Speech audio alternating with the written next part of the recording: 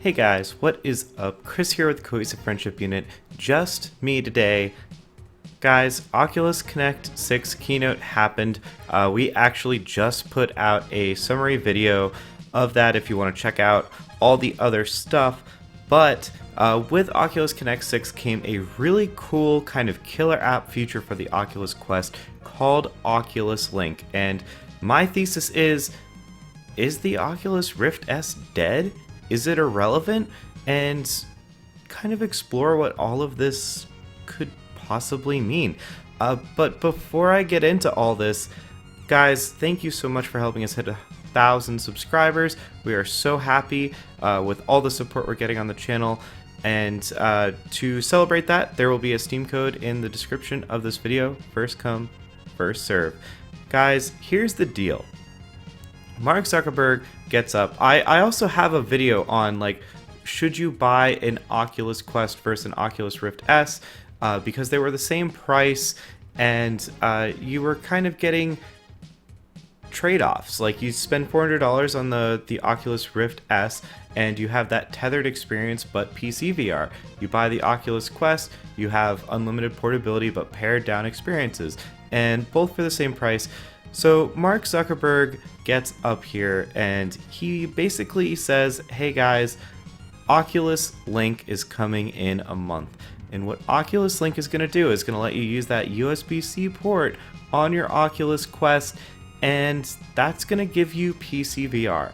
They're going to run the games off your PC much like an Oculus Rift S, and you're going to get basically the same experience on your Oculus Quest. And like, that just got me thinking, where are we now with the Rift S? I actually reviewed the Rift S and I had some problems with it, but there were at the time reasons to buy the Rift S over the Quest if you truly needed a PC VR experience, and that was that. Then you should get a Rift S. If you needed to play Fallout VR and you didn't want to play it with ALVR streaming, or suffer the video compression and the lag that comes with ALVR virtual desktop streaming on the Quest, then you should just get the Rift S. Now, I'm not so sure what's going on. I don't really see any incentive for you to buy an Oculus Rift S. And I'm curious, if you own an Oculus Rift S, do you kind of feel burned? Because as it stands right now, the Oculus Quest is essentially the Nintendo Switch of VR. When you're at home, you plug it into your computer and you play the best VR experiences running from your PC. When you're on the go, you unplug it. You take it to your friend's house, you play Beat Saber there. It's perfect. It literally is the Nintendo Switch of VR right now. And honestly, like, the coolest headset. Honestly, at this point, the Oculus Quest is probably like my favorite piece of tech of the year. But let's look at kind of the comparison between Oculus Quest and Oculus Rift S. The Oculus Quest is running games at a lower refresh rate. It's running games at 72 Hz over 80 Hz, and that is not going to change. Like, the PC will not make your frame rate go higher, but that's only an 8 Hz difference from the Oculus Rift S. Maybe if it was an Oculus Rift, the original, you would notice a difference, but I think you would be hard pressed to see the 8 Hz difference. I don't think that's a good enough reason to buy an Oculus Rift S. Also, you are running these games at a higher resolution on the Oculus Quest. The resolution on the Quest is higher than the Rift S, so you're getting a better image quality theoretically. Also, it's an OLED screen, which for some games is superior. Things like games in space where you want those blacks to be absolutely black is going to be an advantage on the Quest.